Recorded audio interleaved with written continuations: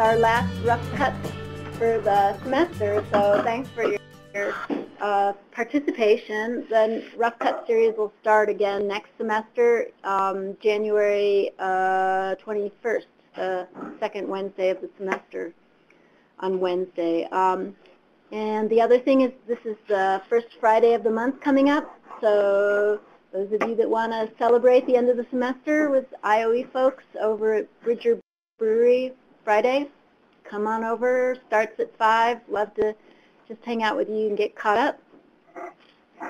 So today, I'm really looking forward to this talk. We have Julia Haggerty, who's now into her second year in the Department of Earth Sciences, and she's also an IOE fellow. So she's a new faculty member, a resource geographer, although she describes herself, I noticed, as a rural geographer, so that'll be interesting to get that information. She got her PhD at University of Colorado working with Patricia Limerick. Her PhD is in history, and then she went on to do a postdoc looking at agricultural issues in New Zealand at University of Otago. And then for the last bit, she's been working at Headwaters Economics, which is a nonprofit research group working on regional economic issues, and she was a policy analyst there. So turn it over to her and we'll hear what's going on. Okay, thanks.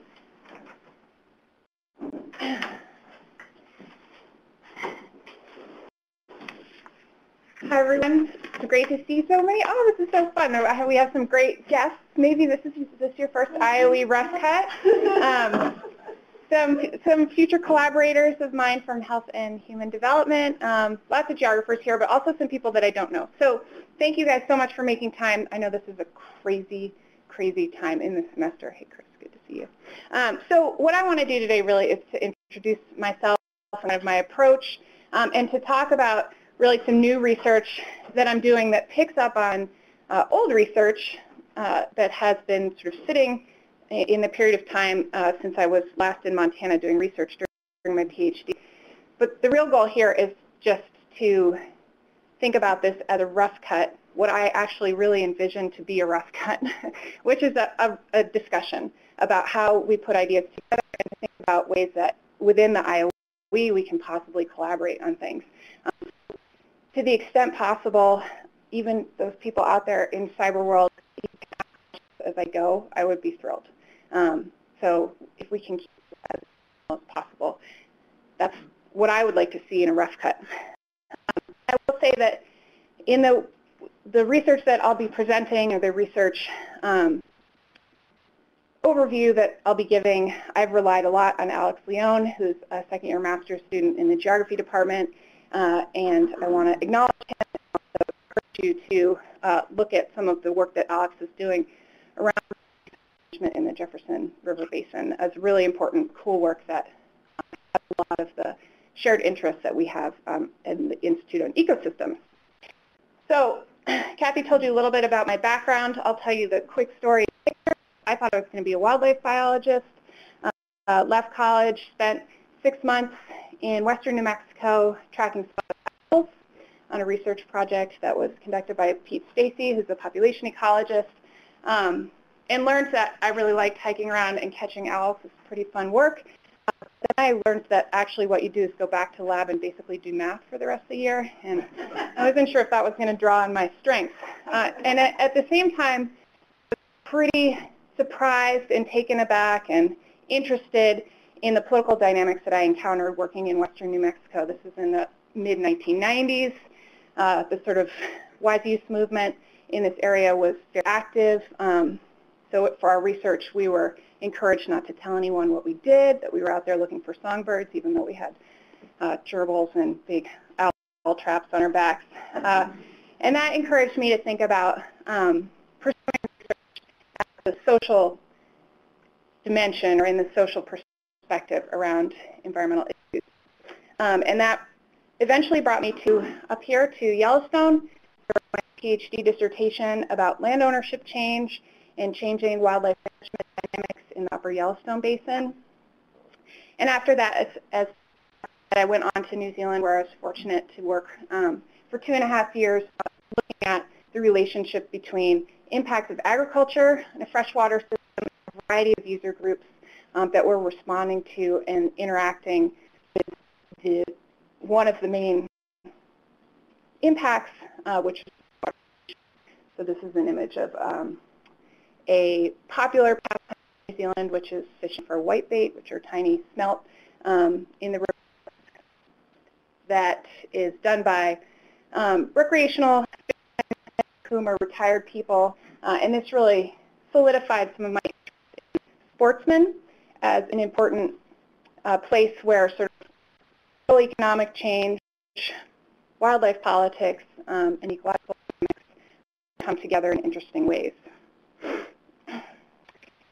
I have for the last 5 years prior to coming to MSU been working for Headwaters, which is a nonprofit research group focused on providing credible information to decision makers with the goal of improving land use decision making.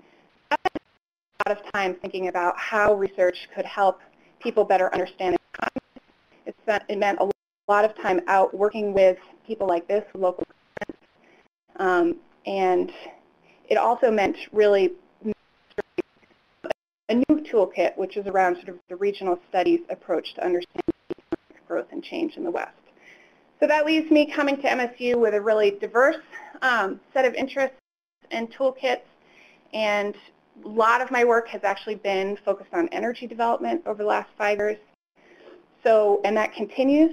This is a map put together by Carl Hamming, who's here in the room, and it describes an emerging collaboration I have with a colleague over at U of M, where we're looking at longitudinal and spatially extensive data about oil and gas drilling and thinking about what we can find from these large data sets about social and economic impacts.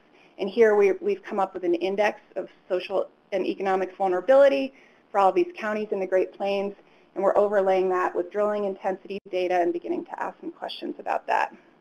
At the same time, in my energy work, while looking at these longitudinal and spatially extensive data sets, I've also looked really at a kind of case study approach and recently submitted a manuscript looking at institutions that are developing at local levels to manage and respond to oil and gas development.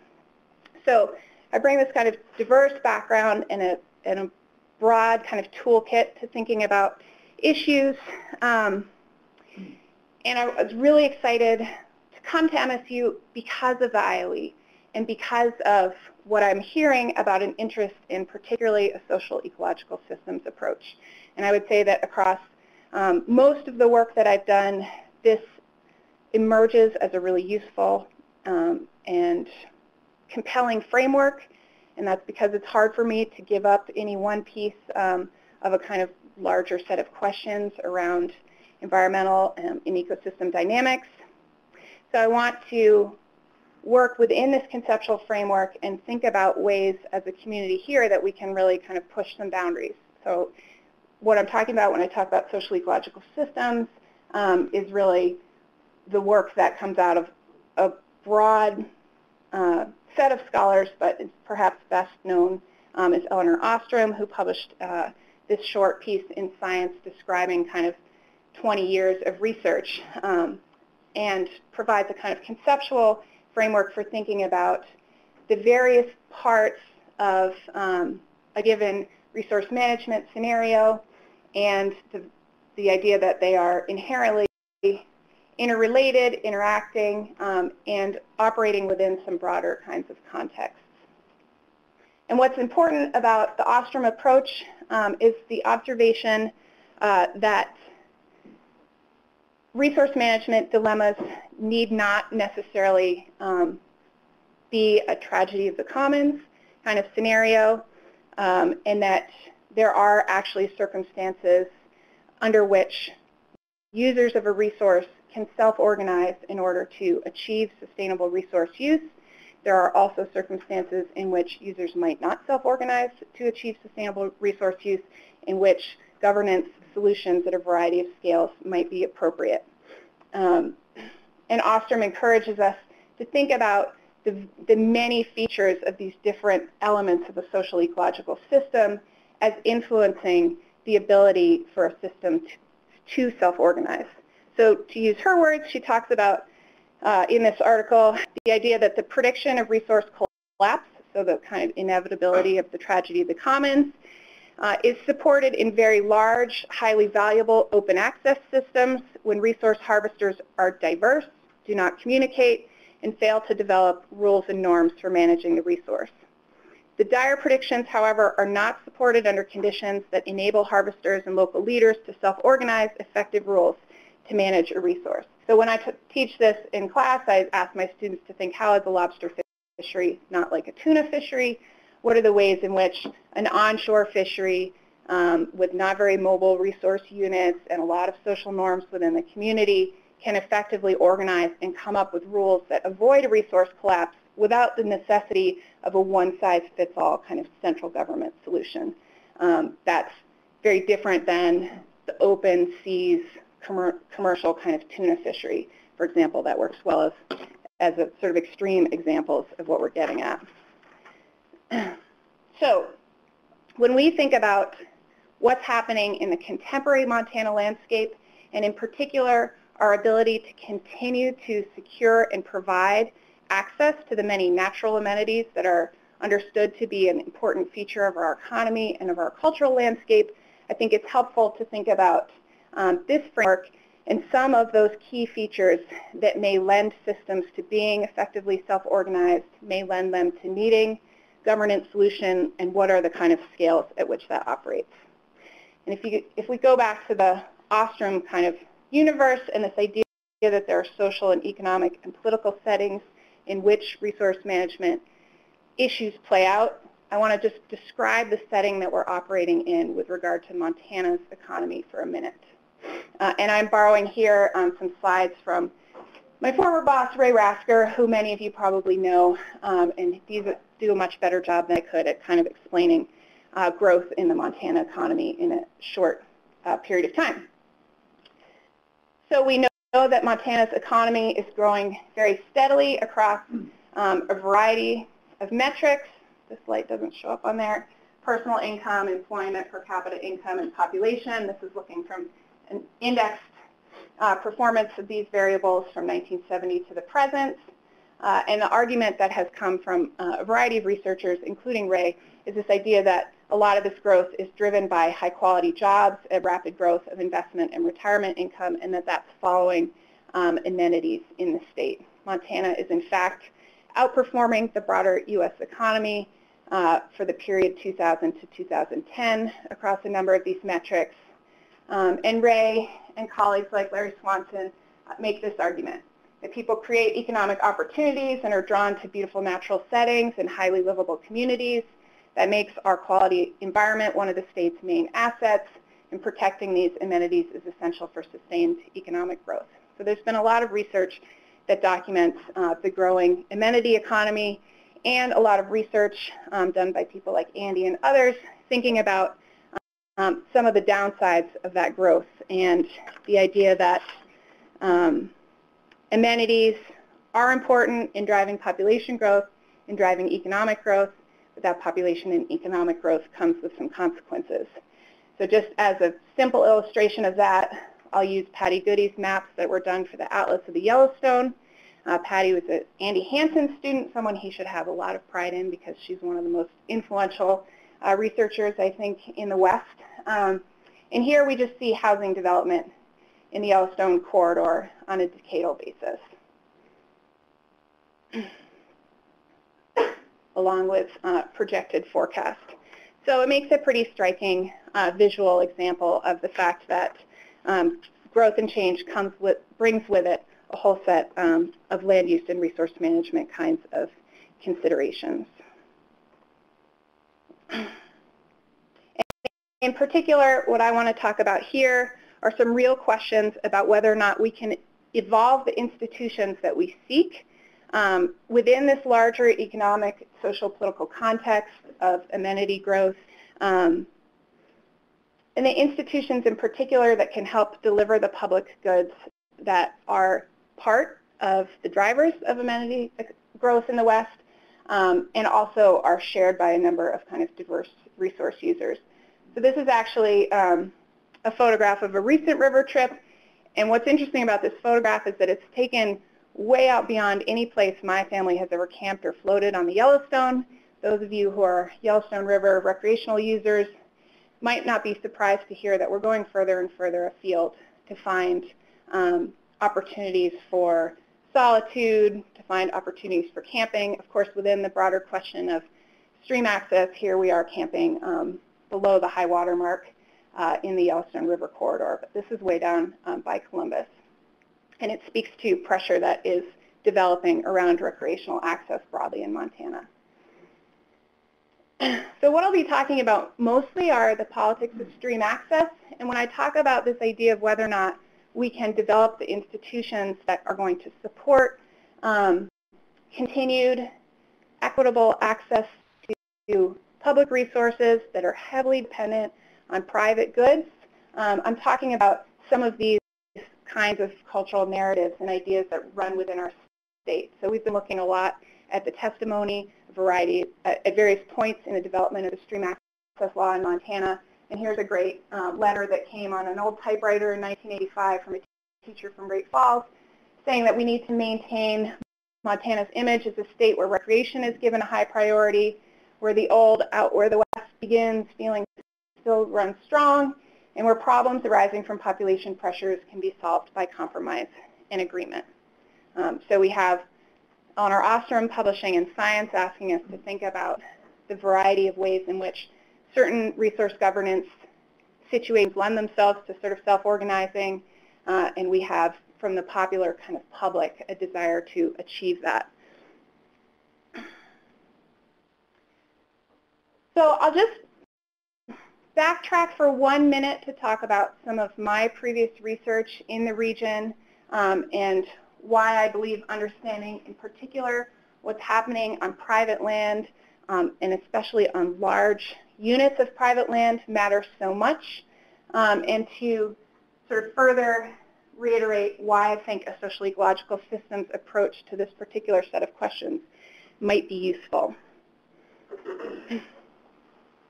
So from the perspective of why we want to understand private landowners and what's happening with private land ownership in the region, this is a map that Alex put together where we're looking at in white all the private land and in green any kind of public land, and it makes the very obvious and basic point that the vast majority of riparian corridors in the region pass through private lands, and there's a variety of ways in which that dynamic is particularly important. But if we care about the many kinds of ecosystem services or public resources that occur in riparian corridors, we have to take really seriously what's happening with private landowners. And historically, we have done that research. So part of my PhD research, we did a large study looking at conservation implications of ranch ownership change in the greater Yellowstone ecosystem. This is work that was done out of the center of the American West at the University of Colorado. We went to 10 counties around the greater Yellowstone ecosystem and asked what was happening with large ranches. Who was buying those ranches? How much land was changing hands? And we found some pretty dramatic rates of turnover in places like Sublette County, Wyoming, and places like Park County, Wyoming.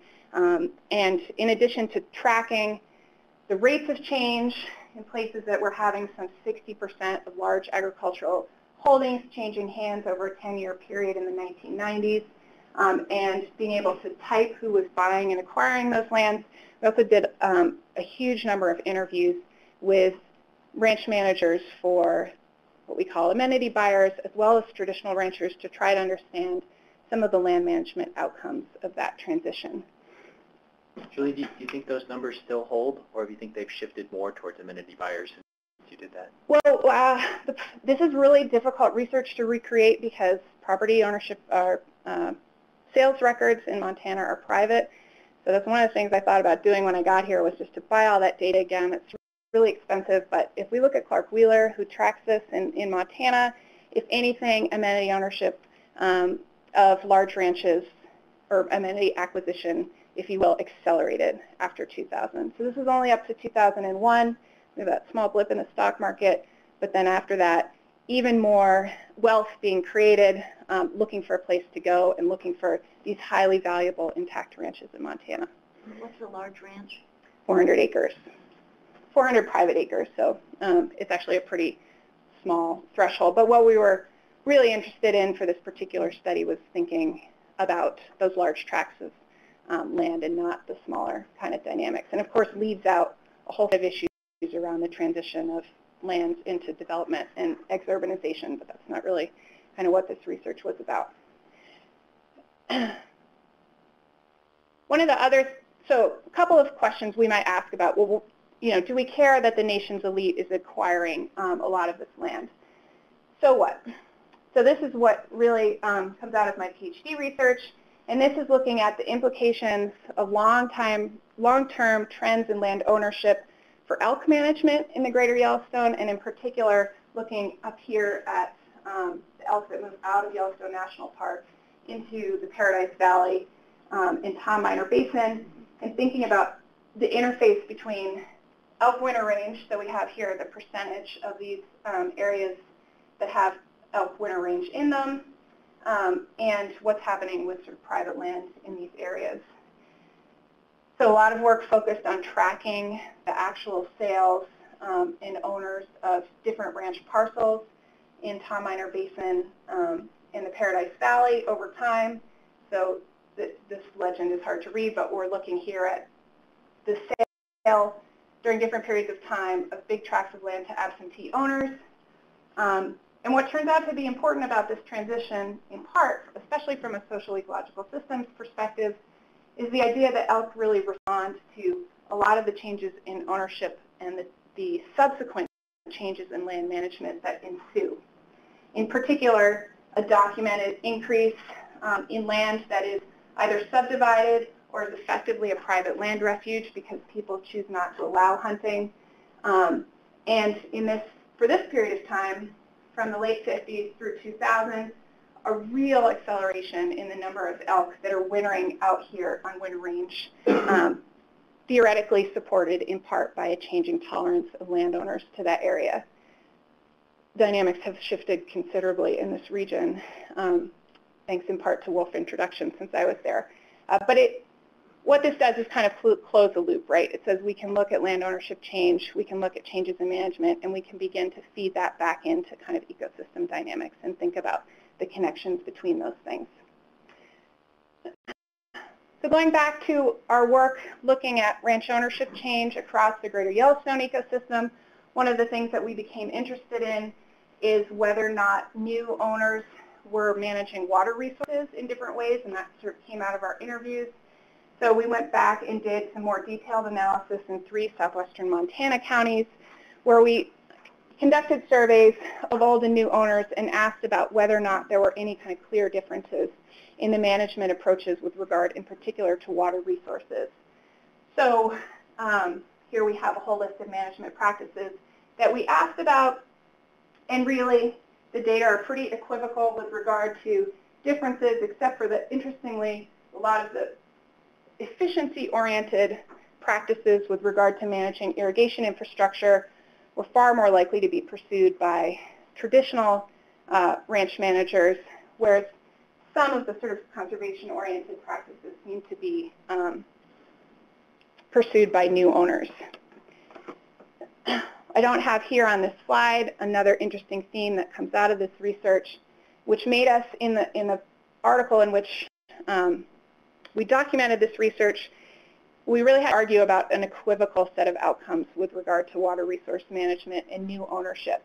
And that was in part because during this period in the 1990s, as I know Chris Boyer knows, there was a huge surge in the construction of trout ponds. So you could have managers who were pursuing a lot of interesting, really useful approaches to managing in-stream flow, to planting willows, restoring banks at the same time that they were building a lot of pretty ill-advised new kind of water infrastructure around trout streams. And really what this was a glimpse, an early research look at this issue.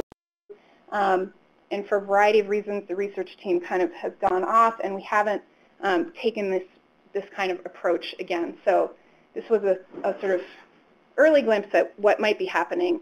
And I think we do need to go back and think about what things look like now. Okay, so a couple of things we know about the ownership transition. We know that there are certain aspects in which this has huge benefits to wildlife management. We know that with regard to water management and implications for fisheries, there's probably a set of mixed results. One thing that we didn't study because you don't need to, because you just need to drive through a parking lot, is to know that this provokes a whole set of complicated cultural reactions in the state, right? And I don't actually, somebody in the room probably knows when this comes from. This probably predates a lot of this research. But certainly we are churning in Montana about all of these features of growth and change that I've talked about. And when we think about the resource management and the governance intersection with outcomes of amenity migration and outcomes of amenity consumption of resources, there has, of course, been really important and broad set of research that has come out since this work in Greater Yellowstone or alongside it that leaves us with a couple of important observations. Okay, we want to make sure that we always understand that when we're talking about amenity migration, the amenity economy, we're connected to a whole set of restructuring events in the global economy. When we think about what's happening in rural communities, particularly around resource politics, it's important to remember that part of this restructuring involves a real decline in primary and secondary industries. We know that amenity-seeking capital, okay, so the capital that is arriving from the real economic hubs in the country is coming to consume resources in places like Montana, growing a huge service industry, and that there is a lot of momentum in this set of dynamics, all right, and that amenity growth is not slowing down.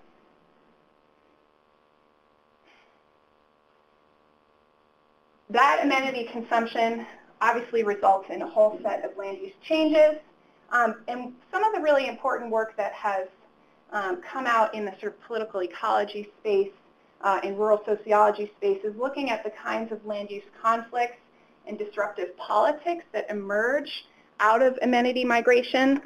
And when I take all of this together, so here I'm thinking about Peter Walker's work in the Sierra, I'm thinking about work that's come out of Lori Young's lab over at U of M.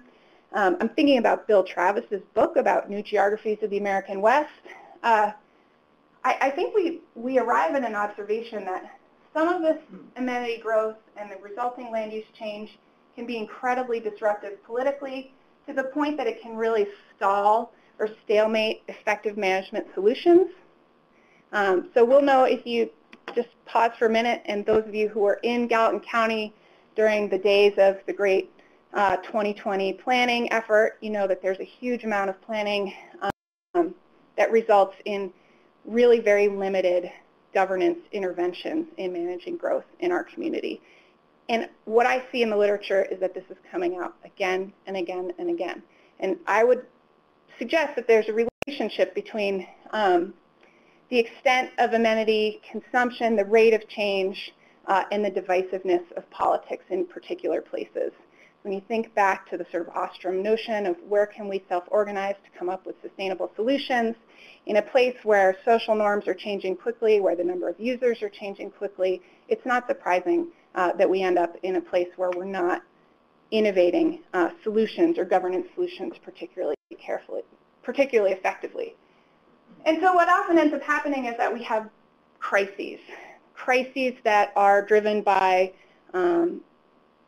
major regulatory issues, say endangered species issues, crises that are driven by real shortages in resource availability. And it's not until we have those crises that we end up with real innovations in governance.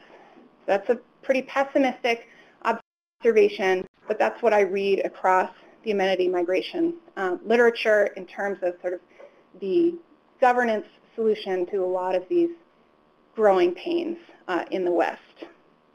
And if you're interested in some really creative and exciting work in this space, my good friend and collaborator, Hannah Gosnell, has really taken resilience theory and looked at water management.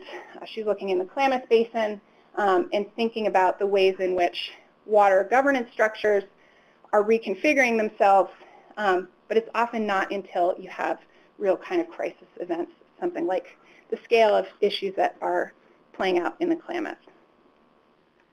Okay, so that brings us to the question of stream access in Montana and the question about whether or not this culturally valuable, really unique social institution has the capacity to withstand kind of pressures of growth and change. So for those of you who don't know, Montana has the most liberal set of rules about stream access, and those are essentially rules that allow any member of the public to use any of the stream beds going all the way up to what's called the ordinary high water mark. So in many other states, this part of the bank, if it was privately, joins a private piece of private property, would be off limits to the public. And this means that we have an incredible amount of access in this state. It also means that we have a particularly complicated set of relationships between recreational users of riparian corridors and the private owners that adjoin places where recreationalists want to go, and particularly the high water mark. So stream access, as a set of political and legislative developments in the state, has a long and sort of dialectic history, I would say. It originates really in a constitutional confirmation of the public trust doctrine in Montana's really unique 1972 Constitution that says that surface, flood, and atmospheric waters within the boundaries of the state are for the use of its people and subject to appropriation by beneficial uses. What emerges after that in the 1980s are efforts by private landowners to really curb public access that prompt the need for legislative clarification of the issue of really what is stream access in Montana, and that results in the 1985 sort of hallmark stream access law that provides those rights that I talked about. This stream access law has continued to be a contentious issue at the same time that it's something that Montanans really pride themselves on and that many recreationalists benefit from. It prompts a whole set of reactions and concerns from private landowners. So we have a variety of judicial appeals about various features of the law, which are in many cases seeking to restrict the law, to call it unconstitutional. An important development that happened in the 2000s is the influence of some outside national political groups, including the Mountain States Legal Foundation, which is a libertarian, if you will, or real private property rights advocacy group that has links into some of the most sort of powerful elite forces in this country, getting involved with kind of these state politics. So an issue which in theory is really a set of conversations among Montanans has links out and networks with a variety of broader political kind of forces in this country. But by and large, the narrative of this story is that the state legislature has, at the court level, most of the court cases have worked to uphold the stream access law, and where there has been problems with clarification, the legislature has been able to effectively step in and resolve those problems, and also to resist some efforts by parts of the legislature to restrict, again, the version of the breadth of the stream access law. So without going into all these details, what I want you to see here is the narrative. A lot of work that goes into protecting and defining what the stream access law is, and a whole set of politics that emerge around that over time. So if we think about this in a kind of social ecological system space, What I'm particularly interested in here is the relationship between a changing social, economic, and political setting, amenity development, who the sets of users are that really depend on stream access here or are influenced by stream access, the landowners, recreationalists, of course, commercial guides and operators, and in particular, the governance systems that manage the relationships in this space. So that's not only the stream access law, the administrative rules that Fish, Wildlife, and Parks has come up with to deal with that, but also some of the informal institutions like working groups within the state, as well as social conventions that govern how river users conduct themselves. So thinking about this broader set of changes and thinking about the enormous work that has gone into creating and maintaining this public institution in Montana of stream access, I see a number of important questions and potential hypotheses. So one is about understanding, if we think about amenity migration in particular with regard to the acquisition of large, super valuable ranches in the state, the influence of groups like Mountain States Legal Foundation and the trajectory of the stream access debate over time, I'm wondering if powerful stakeholders, so new non-resident landowners, as well as groups like Mountain States Legal Foundation, are forcing a realignment in the politics in the state around stream access. So what is the consequence of an agricultural organization politically to advocate for or against stream access, and how does that change over time, particularly as we have amenity migration, a real sense of the changing kind of cultural composition of Montana? A related question is just asking who has been advocating for stream access, what sort of resources have been deployed there, and an initial hypothesis that the stream advocacy network may be becoming more brittle over time. Related to this question of sort of how institutions develop over time and how effective they are, is particularly thinking about the role of public agencies in mitigating stream access conflicts, whether or not resources and capacity are adequate. And I'm working with a hypothesis here that institutional capacity hasn't kept pace with the growth of issues around stream access in Montana. And then lastly, returning really to a social-ecological framework, this question of whether or not a new ownership regime is affecting ecological dynamics. Stream access might seem like just a question of allocating the ability to move on streams, but it turns out that there are some really important connections between what landowners are seeking in terms of a set of powers and controls over their land and what they say they might do with regard to water management, or at least there appears to be some potential for connections there in a rhetorical sense at a minimum. So we're looking here at places where there's high ecological potential, this potential for conflicts that I talked about being documented in the humanities literature, being highest in places where there's a lot of ownership change, and whether or not, one of the things we want to ask is whether or not we're seeing kind of innovation in those spaces. So this is the set of questions that I bring to this work, and we're at a very preliminary stage, so I'll just talk about a couple of them and how we're approaching them. So thinking about this question of the alignment of stakeholders in stream access politics, we have spent the fall putting together an incredible library of all of the media coverage and also all the legislative testimony, and as well as legal briefs that have been submitted across the kind of whole time period of the stream access debate in Montana. And we're using qualitative approaches to analyze those to understand what we see in terms of coalitions and how they change over time, and also to understand what arguments people are making and what that reveals about some of these politics. So just as an example, if you think about that timeline that shows the many legislative and legal developments across the whole history of stream access, these are just bookends. This is the original stream access law, and this is a recent effort in the legislature to restrict the stream access law with regard to access from bridges.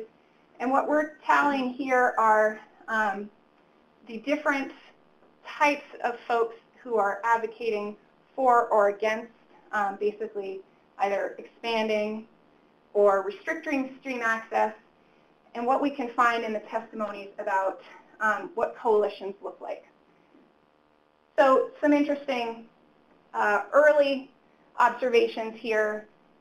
We have a real retreat of agricultural organizations from the political space. There's really only 2 agricultural organizations that weigh in on House Bill 190 in 2009, whereas a hallmark feature of the 1985 Stream Access Law is that it's essentially brought by a big coalition of agricultural organizations. We see a growing number of sportsmen's groups, including sportsmen's groups that are essentially advocating against expansion of the Stream Access Law, which speaks to an interesting set of politics that are emerging around real differentiation in ideas about what appropriate kind of sportsman engagement with landowners is. And I would say indicative of some more divisiveness in this space.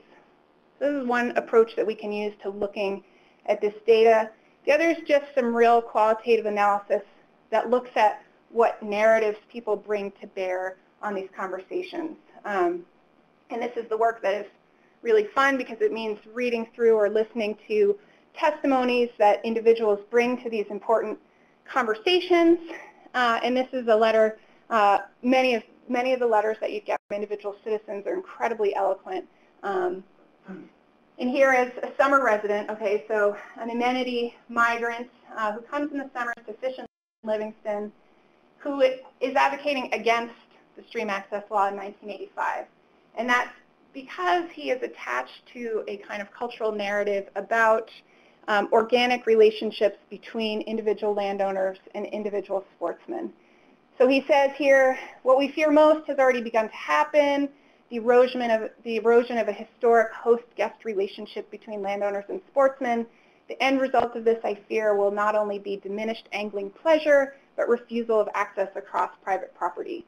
This will likely lead to a net loss of angling opportunity. The worst probable effect will be alienation and polarization between 2 classes of citizens that have historically had good relationships. And he says, be careful what you wish for, you might get it. I mean, there's a lot happening in this quotation from a qualitative analysis standpoint. There's a certain amount of myth-making about relationships between recreationalists and landowners. But I think there's also some truth to this observation and the idea that some of these issues have become more polarized, possibly as a logical outcome of the Stream Access Law. This is another example of the kind of narratives that people bring to bear. Here is Kendall Van Dyke, representative from the Billings District, who really spearheaded the defeat of House Bill 190. And what I would point out here is this emerging narrative around an emerging set of complications around the role of non-resident landowners in the stream access debate in Montana. And here we see a politician managing a complicated space, which is to what degree do we claim affiliation with all landowners, to what degree do we separate ourselves, and he makes a kind of rhetorical strategy here where he says, you know, it's really unfortunate a lot of family farms and ranches aren't being handed down. I can't keep out-of-staters out of Montana, but I am going to stake my political claim on rejecting what non-resident landowners are looking for in terms of restricted stream access. This is not Colorado, this is Montana. Our access laws are different, they're going to stay that way, and we're sending a message that they are going to stay that way. So this has become an incredibly important rhetorical and political statement. If you follow the Supreme Court elections this fall, you'll know that some of the Supreme Court justices essentially ran on an access platform. So a huge amount of political influence associated with some of these arguments. And just to think about how we might take all, like literally we're talking about thousands of pages of testimony. We might take it and break it down into narratives and to look at kind of change over time. Here are some of the themes that emerge, having worked through maybe about 700 pages of this. These are sort of narrative devices that those who are seeking to constrict the stream access law or reject the stream access law use. Here are some that are being used by the proponents of it. And what I have in blue are those narratives that appear to be becoming stronger over time, some that appear to diminish over time, some that raise some interesting questions for me. But we do have a kind of systematic approach to working through these narratives and to thinking about what I'm really trying to get at in this. Do we see evidence that the larger trend of amenity migration, amenity consumption is actually changing political narratives and changing political coalitions? So that's how we're using that set of work.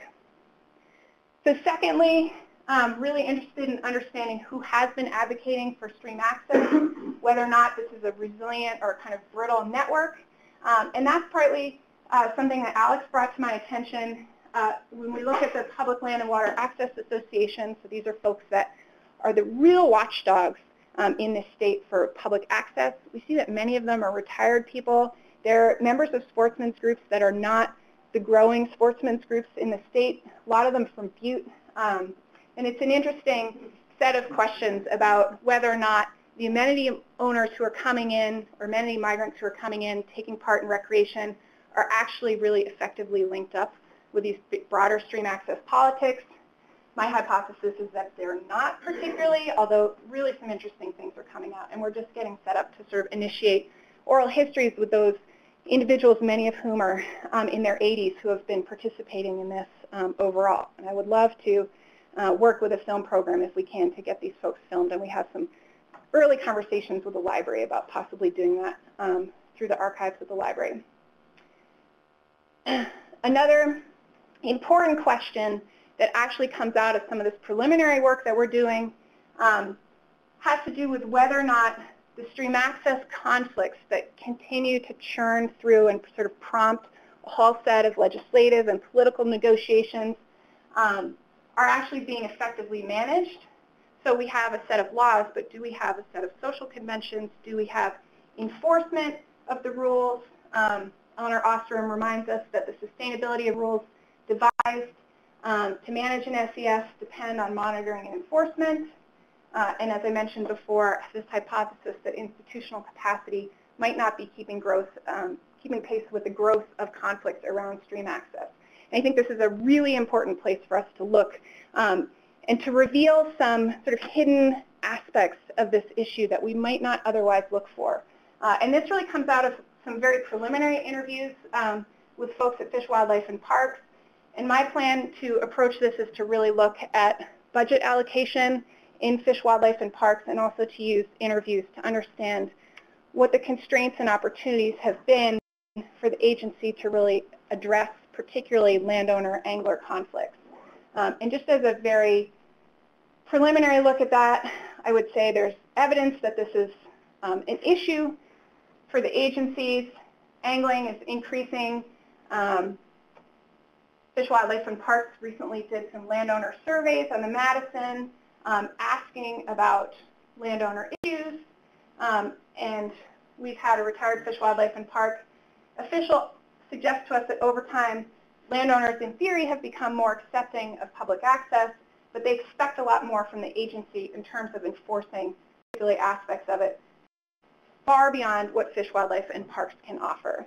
And interestingly, Fish, Wildlife, and Parks budget issues are political issues as well. This is just a really early look. I was trying to think about how can we begin to get at these issues of whether or not there's actually institutional capacity to address things like the conflicts between landowners and anglers. And do we have institutional capacity that grows at the rate of the amenity economy?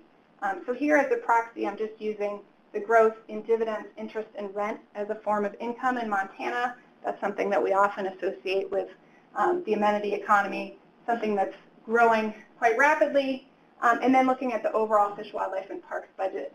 And I would say one interesting thing that emerges is that there certainly would be hard to argue that Fish, Wildlife, and Parks issues are becoming less complicated in the state, but there certainly isn't as much growth in the budget as you might expect relative to the demands that are placed on that agency. So I'm pretty interested in thinking about how this all plays out in terms of actually supporting the institution of stream access law with those enforcement, monitoring, social conventions that are important to making those rules really work. And lastly, this idea that owners are important in ecological dynamics and their experiences with stream access influence their decision-making about managing water resources. This is a threat that you hear again and again in rhetorical narratives, which is that if you don't give private landowners an incentive, they will stop doing all of the habitat improvement that they've been doing. This is made in some pretty high-profile arguments. And to be completely honest, I think this is a really difficult question to get at, but one thing that it did encourage Alex and I to look at this fall is to begin to think about whether or not we can use water rights in the same way historically that I've used ranch ownership to track changing social dynamics in rural areas. So we took two watersheds.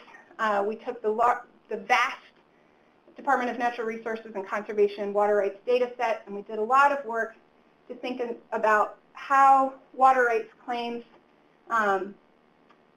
reflect challenges in terms of future allocation. So here we're taking the Ruby River, looking at all of the water that's been appropriated over time, trying to understand really some of the dynamics of seniority.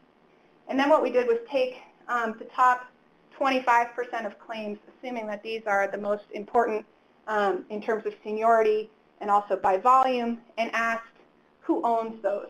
And these are really silly pie charts. This is actually a much harder job than you might think. There's quite a lot of work that goes into this.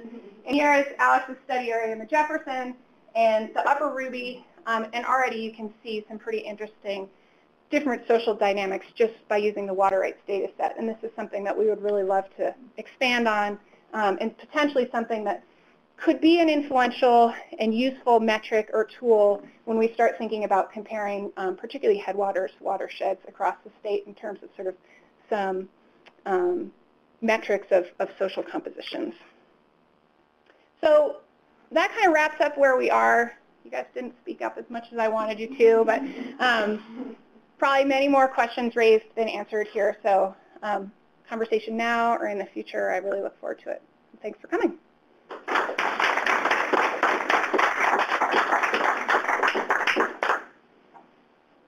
Questions? Beth? I'm curious how NRCS is a player in this, given that they have the potential to educate and support landowners in riparian management. The short answer to that is that I don't know the degree to which NRCS in this state has been engaged in landowner recreational conflicts. I don't know if anyone else knows that. I mean, I think that they are certainly, particularly in a lot of agriculturally dominated rural areas, an important broker in sort of sets of relationships around water management, but I don't know about their involvement in recreation. I have never seen anything around that. I don't know about the recreation, but they might be able to be a player in working with the new landowners as far as riparian management, and they do some like community organizing and conflict resolution stuff. Yes, and we definitely have seen, we were actually quite struck by how in our earlier research looking at ranch ownership change, how many new owners are perfectly happy to take advantage of generous federal programs to get involved in riparian management, and that's an important feature of this for sure. So impact investing is something that's new to me recently, and I wonder about that group as a potential change in the amenity sort of buyers in the state. So we've had large purchases recently that are through impact investors, and they become networks instead of individuals or local landowners with the idea that they're going to have benefit but still return on investment. Is that likely to have a big change on this amenity economy? So are you thinking about like Beartooth Capital and things like that? There are many out there, and so it's a different model. What does that term mean? Maybe you can explain it for people. Maybe Julie. Well, I haven't read whatever piece you've read on that, but I certainly, in actually what originally paid for and inspired the GYC ranch ownership research is this idea that that there is inherent property valuation associated with these large intact parcels, that intermediaries potentially can come in, ensure a set of ecological restoration kinds of ideas, and be using investment capital to acquire those properties, make those changes, and then turn those properties over so that you can both make money, find a place to put your capital, and also ensure that the outcome is beneficial in terms of sort of larger ecological goals. So I don't have any doubt that that will result in a series of important restoration efforts, that it potentially brings capital to some interesting water governance institutions. I don't think it can possibly do anything but increase the kinds of social conflict that emerge. And one of the things that we really want to pay attention to with amenity ownership is the potential for those ranches to recycle pretty frequently.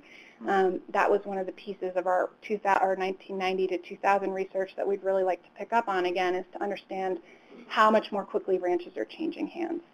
That's not even to mention the number of ranch managers that cycle through under a given owner. If you think about that Ostrom kind of set of criteria, that you need users with social norms, that you need some longevity among users, I think that does raise some complicated questions. Is Montana unique in this stream access? I mean, you said it's unusual, but is it the only state that has this kind of stream access? Yes, as liberal as it is. So The high water line. it was a high water mark. So, you know, you have landowners in Colorado with, you know, shotguns coming out if a boater stops to get off the boat and pee on the side of the river as an extreme example. But it's just interesting to think about.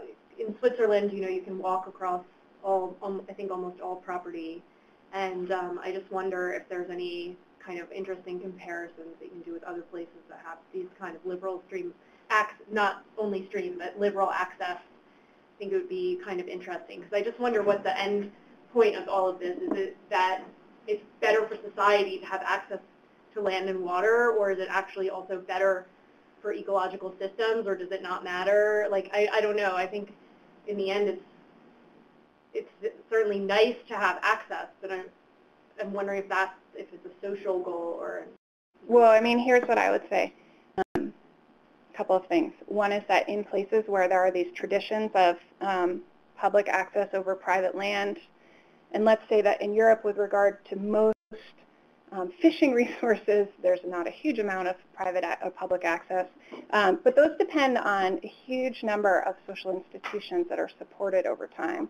And one of the reasons that I think this is an interesting space is that we see this real churning and dynamism, and we see real challenges in actually supporting an institution which theoretically is politically appealing to a majority in Montana, but we see a huge amount of effort going in to support the legal institution, and I'm not sure we see the same amount of effort going into supporting all the social conventions, the enforcement that would actually make that successful.